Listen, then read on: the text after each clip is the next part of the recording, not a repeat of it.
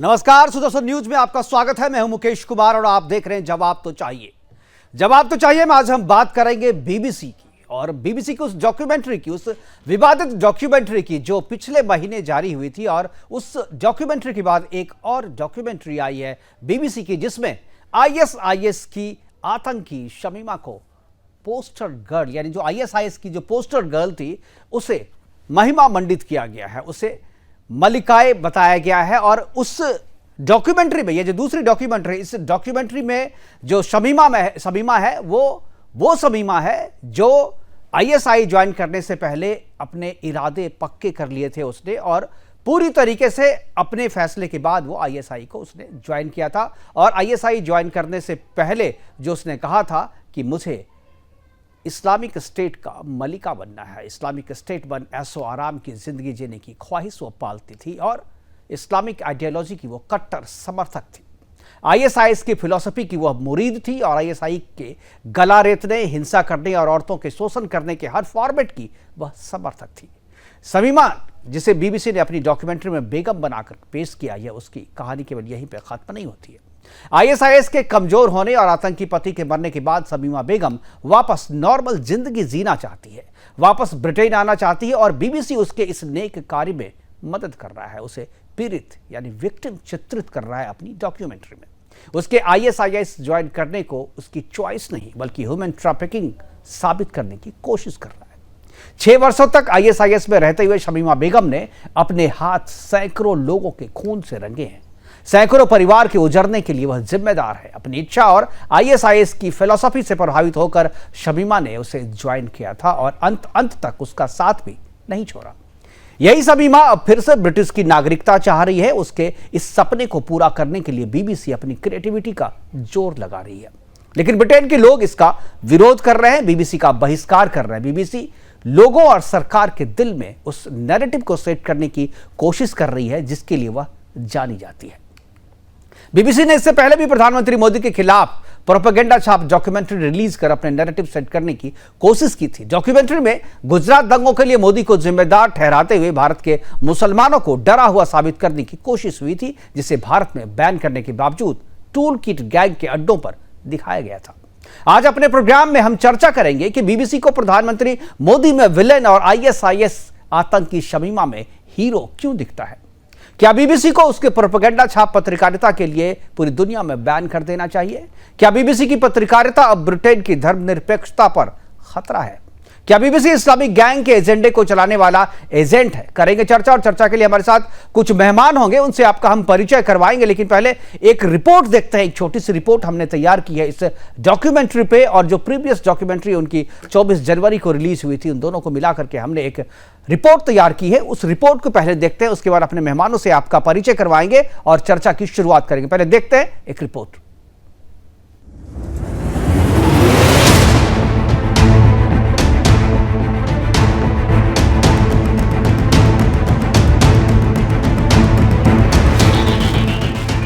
उसे नफरत है नरेंद्र मोदी से, उसे नफरत है दुनिया के सबसे बड़े लोकतांत्रिक देश के चुने हुए प्रधानमंत्री से, उन्हें मोहब्बत है दुर्दांत इस्लामिक दल आईएसआईएस की आतंकी शमीमा बेगम से।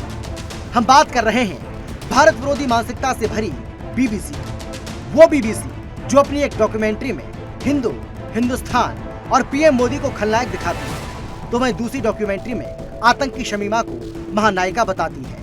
जो शमीमा बेगम आईएसआईएस की पोस्टर गर्ल थी, वही शमीमा एक तरह से बीबीसी की बेगम बन जाती है। ब्रिटिश नागरिक शमीमा बेगम सिर्फ 15 साल की थी जब वो महिला जहादी बन गई और सीरिया जाकर आईएसआईएस में शामिल हो गई। आईएसआईएस के आतंकी इराक और सीरिया में कत्लेआम कर रहे थे, खिलाफत का विरोध करने वाले लोगों के सिर धड़ से अलग कर रहे थे, खुलेआम लोगों को सूली पर चढ़ाया जा रहा था, महिलाओं का शोषण किया जा रहा था।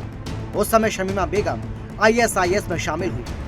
आईएसआईएस की बर्बरता पर शमीमा बेगम मुस्कुराती थी। उसी शमीमा बेगम को बीबीसी की डॉक्यूमेंट्री में महान बताया गया है। शमीमा बेगम बता रही है कि जब वो आईएसआईएस में शामिल होने गई तो उसे लगा कि मैं एक इस्लामिक यूटोपिया में जा रही हूँ। दुनिया में इस्लाम का राज कायम हो, काफिरों का खात्मा हो, इसके लिए शमीमा ने आईएसआईएस ज्वाइन कर लिया। जिस तरह बीबीसी ने शमीमा बेगम को महानायिका के रूप में दिखाया है, उसका ब्रिटिश सभ्य समाज भी विरोध कर रहा है। बीबीसी के लाइसेंस को रद्द करने की मांग की जा रही है। बीबीसी को शटडाउन करने की मांग हो रही है। ऐसे में सवाल उठ रहा है कि बीबीसी को आईएसआईएस के आतंकी से इतनी मोहब्बत क्यों है? मोदी विरोधी बीबीसी का आईएसआईएस से क्या रिश्ता है? Bureau report, Sudarshan news.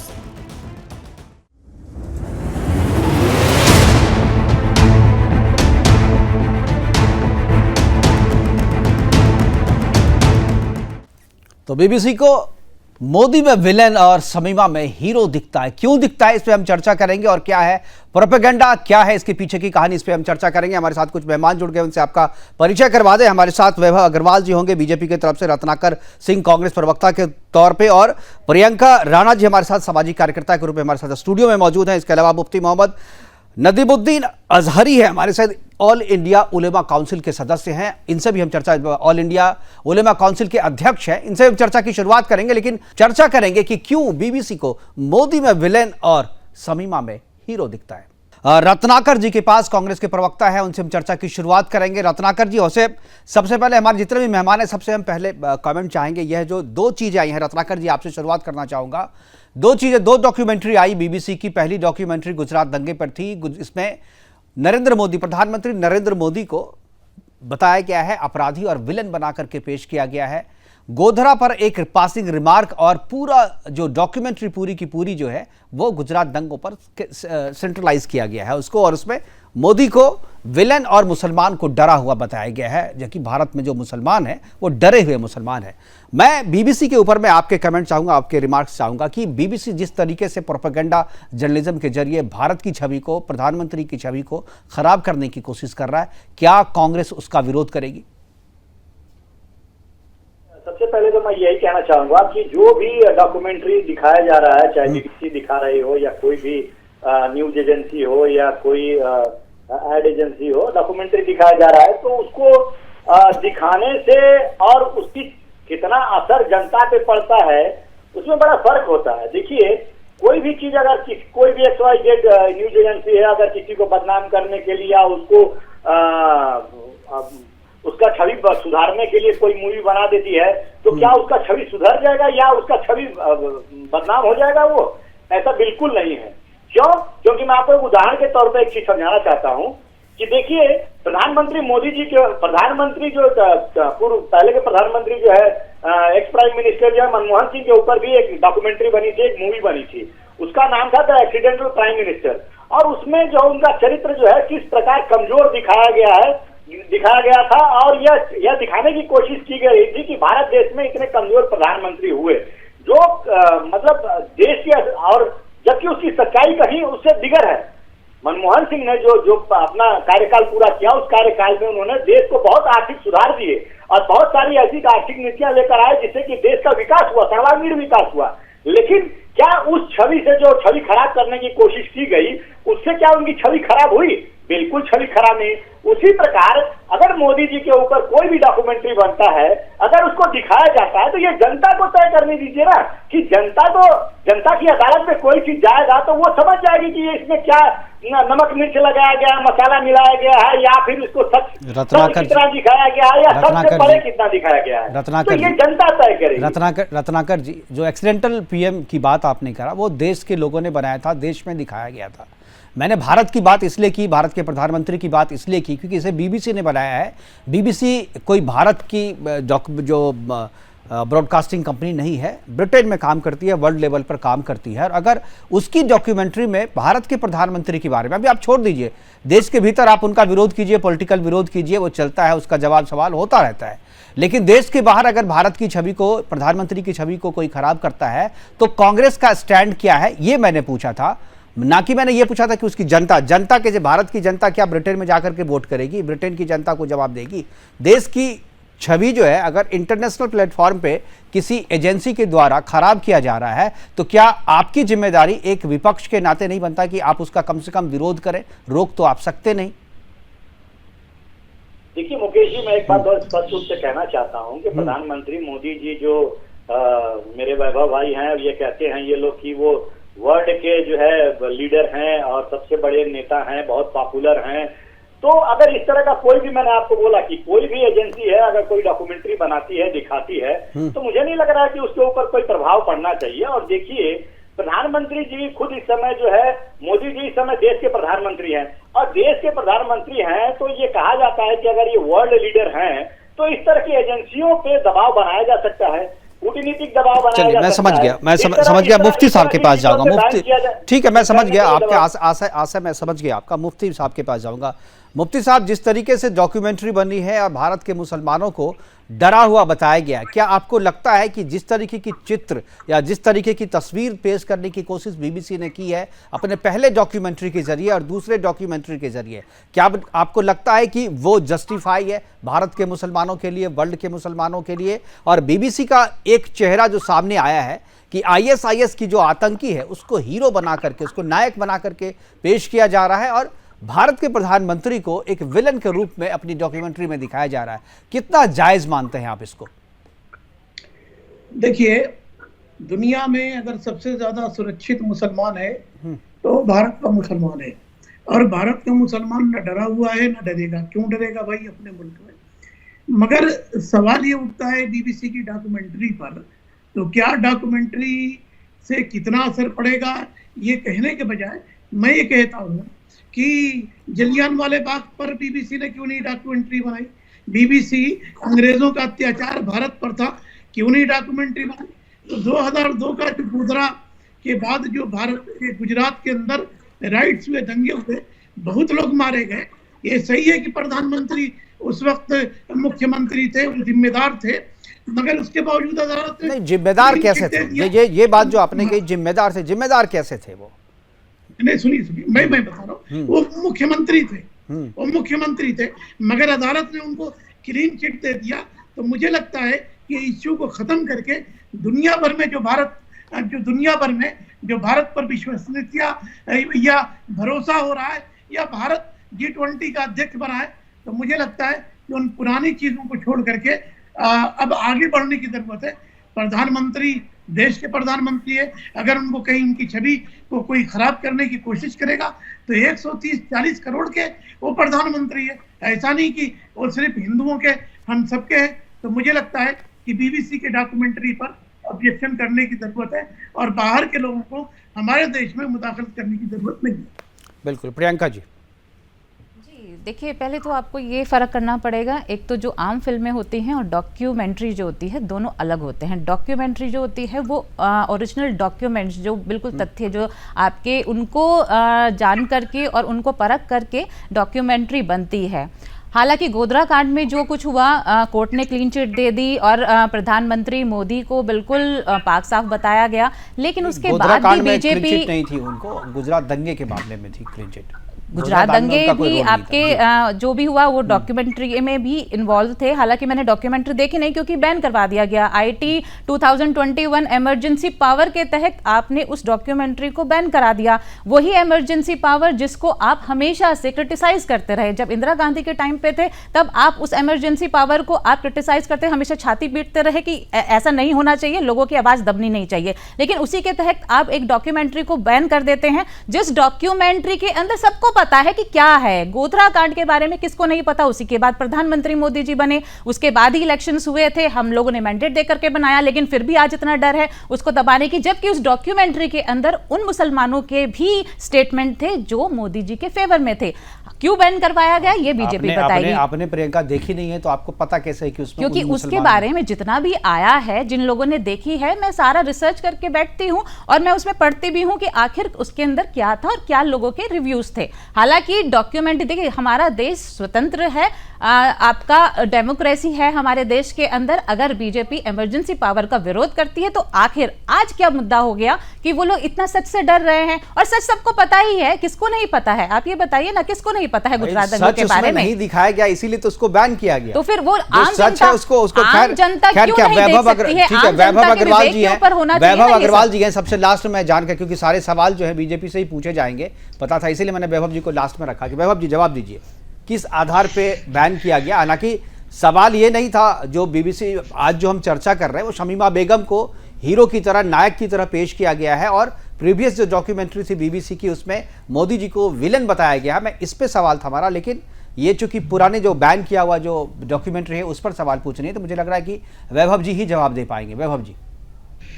नमस्कार मुकेश जी। नमस्कार। नमस्कार रत्नाकर जी और मुफ्ती साहब को बहुत बहुत नमस्कार, प्रणाम। प्रियंका जी को इनको भी नमस्कार, संवेदनपूर्ण नमस्कार। जी। लेकिन एनिमल वेलफेयर से ह्यूमन वेलफेयर तक आने के लिए और उस पर कमेंट करने के लिए काफी मैच्योरिटी चाहिए होती है, बट उन पे आएंगे। वो सामाजिक कार्यकर्ता हैं, उनका अधिकार बनता है एक ओपिनियन रखने का।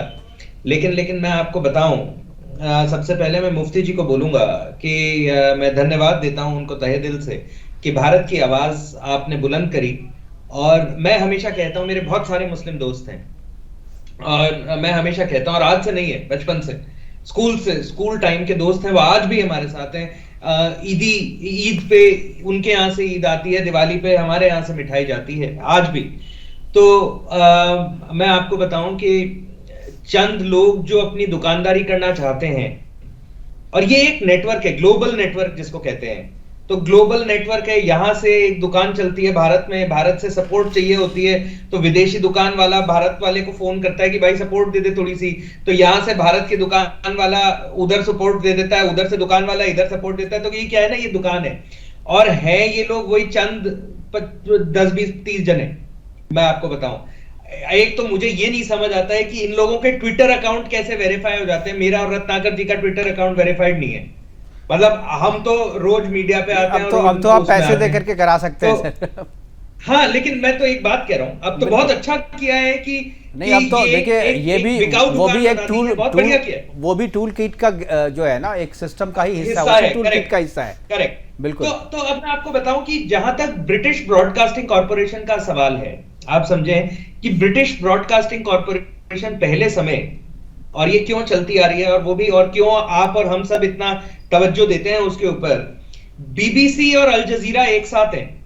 बिल्कुल। अल जजीरा को फाउंडेशन देने वाले थे बीबीसी के एक्स प्रोड्यूसर जॉन लेमिंग, और मैं आपको बताऊं कि फंडिंग भी ब्रिटिश और कैनेडियन, ब्रिटेन और कनाडा से आई थी अल जजीरा को सबसे पहले। ठीक है, तो मैं आपको बताऊं कि ये क्या है, ये प्रोपेगेंडा मशीन्स हैं, और ये इस तरह प्रोपेगेंडा करते हैं कि देश विदेश की राजनीति में दखलंदाजी करते हैं। तुर्की और सीरिया, ईरान, ये 3 जगह इनका बहुत बोलबाला है। इराक वॉर में तो अल जजीरा को ज्यादा मौका नहीं मिला था, लेकिन मैं आपको बताऊं कि तुर्की, सीरिया और ईरान में बहुत जबरदस्त है, और इन तीनों जगहों पे आईसिस बहुत बड़ा हुआ है। बिल्कुल, इनका बहुत सॉलिड नेटवर्क है, क्योंकि यहाँ पे बहुत सारे रेफ्यूजी कैंप हैं। रेफ्यूजी कैंप में सेक्सुअल एक्सप्लॉयटेशन होता है, मतलब आप ये देखिए, स्टेट प्रोटेक्टेड एक्सप्लॉयटेशन है ना। तो उसमें क्या है कि बीबीसी को सरकारों में दखल अंदाजी देने में मजा आता है, क्योंकि एक बिकाऊ दुकान है।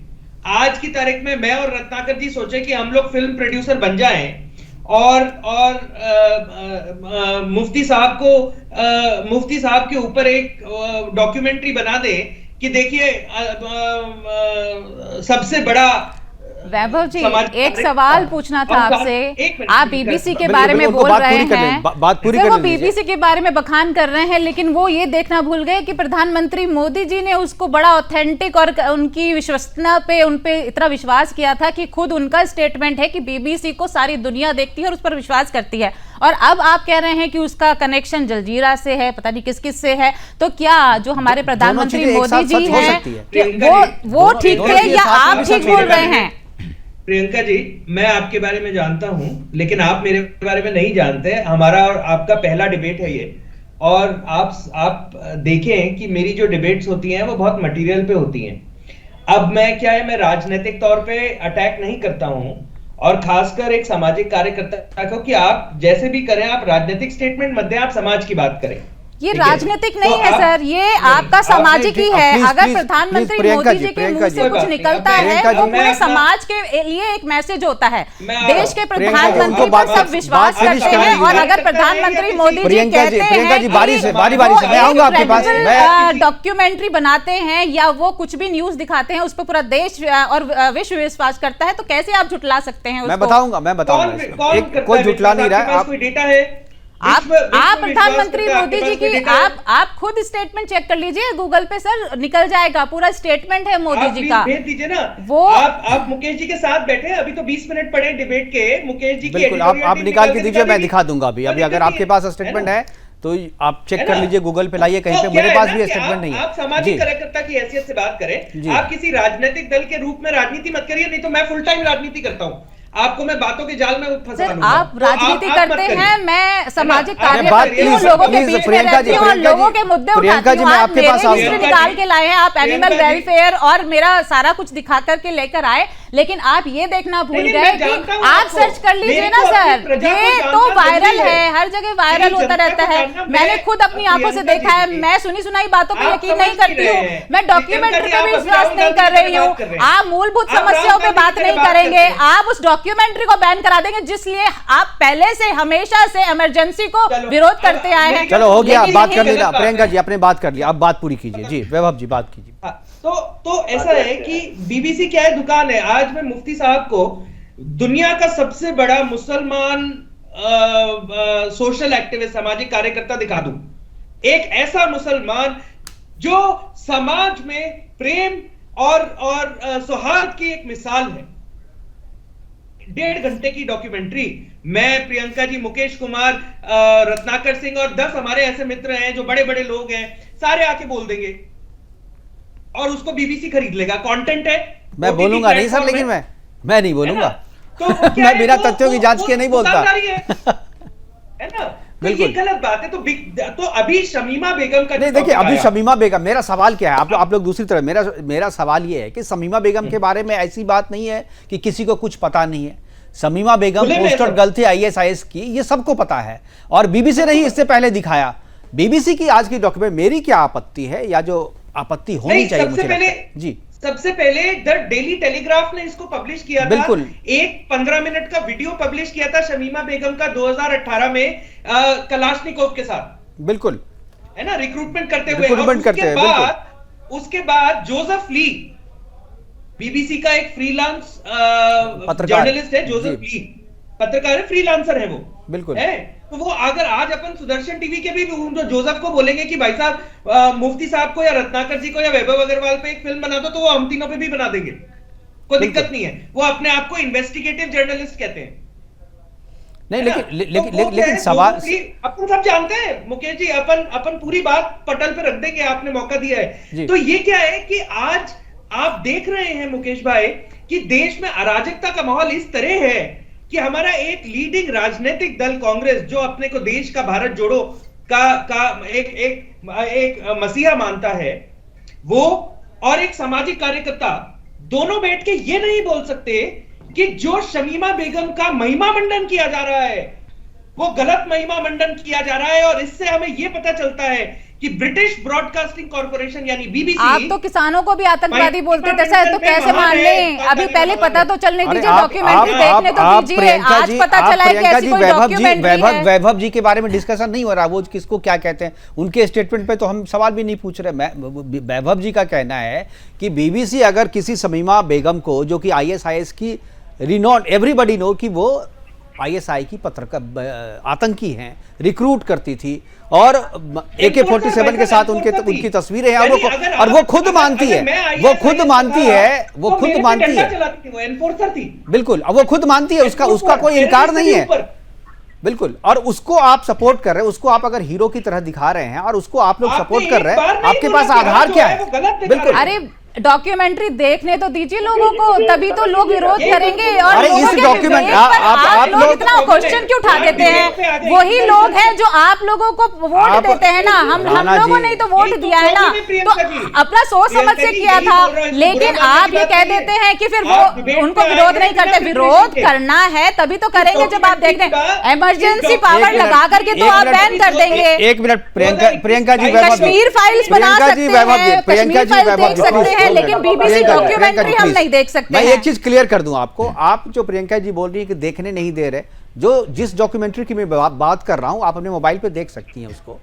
मैं जो शमीमा बेगम की बात कर रहा हूं, शमीमा बेगम के डॉक्यूमेंट्री पे कोई बैन नहीं है, आप देख सकती हैं उसको, कोई भी देख सकती है। 2020 की डॉक्यूमेंट्री है ये, आप जो है आपके दिमाग में पहले से ही सेट है कि मुझे आकर के विरोध करना है, तो आपसे सवाल कुछ भी पूछो आप उसी वही ऑडियो बजाने लगती है। तो बीबीसी की है ना, तो बीबीसी नहीं तो बनाया है। अरे बीबीसी नहीं तो, अरे भाई जब मैं कह रही हूँ आप स्टेटमेंट चेक करके देखिए। अभी आपने कहा कि मैं सर्च करके दूं, मैं आपको सर्च करके दे दूंगी, क्योंकि नहीं मेरे पास मैंने कहीं नहीं देखा, मैंने पूरा सर्च किया। अगर ये होता तो मेरे पास ये खबर होती। मैंने खुद लाइव उसको देखा देखो हुआ हम है, लोग उसकी वीडियो खबर वायरल की है, दुनिया में कोई रहते ऐसा नहीं हैं। है। जो बात आप कह रही है वो बोलते हैं। मेरी नजर से नहीं गया है। मोदी जी तो अडानी के बारे में भी कुछ नहीं जो बोलते बात हैं। अडानी पे आ गई। मूलभूत समस्याओं पे अरे तो जो कुछ बात बोलते जो नहीं चर्चा है। हो रही है उस पर चर्चा डॉक्यूमेंट्री, कीजिए। एक डॉक्यूमेंट्री आप बैन कर प्रियंका जी देते हैं, जानकारी दूसरी नहीं है आपके डॉक्यूमेंट्री पास, अभी आपके आप पास लेकर के जानकारी आए नहीं हैं। है, जानकारी नहीं है। मैंने पूरा मौका दिया आपको, आप निकाल नहीं पाई, मोबाइल लेकर के बैठी हुई खोज रही, आपको मिल नहीं रहा है। गलत बयानी मत कीजिए यहाँ पर बैठ करके, बिल्कुल। मुझे मौका दिया जाए भाई बोलने के लिए। जी रत्नाकर जी,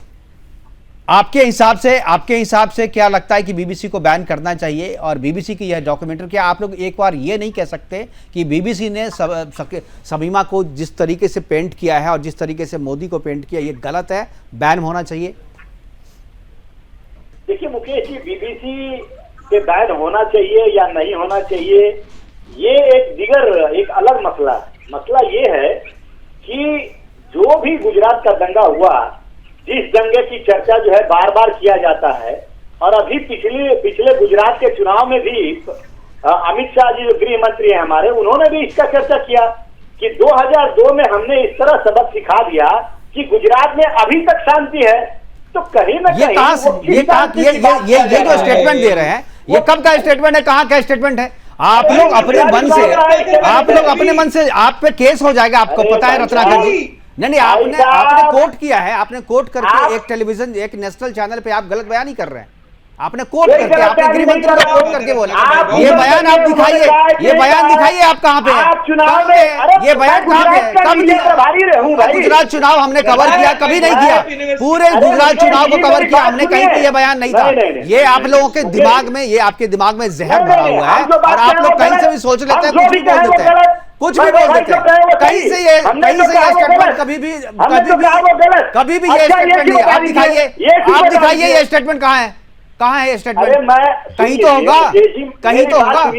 हाँ बिल्कुल है, दिखाइए ना, सर्च करिए। अरे हम क्यों सर्च करेंगे, हमने आप सर्च करके बताइए ना। यहाँ प्रियंका जी भी तभी से सर्च कर रही है, इनको नहीं मिल रहा है वो बयान। आप जो कह रहे हैं, आप कह रहे हैं मैं क्यों सर्च करूं भाई, मुझे पता है ना। आप जो कह रहे हैं तब आपको बताइए ना। अब सुनिए। अरे क्या सुने, छोड़िए, मैं समझ गया। हमारे पास समय की कमी है, हमारे पास समय की कमी है, हमारे पास समय की कमी है। एक आतंकी को हीरो बनाने का, एक आतंकी को हीरो बनाने के प्रयास में आप सबके स्टेटमेंट को इतिहास में भी दर्ज किया जाएगा।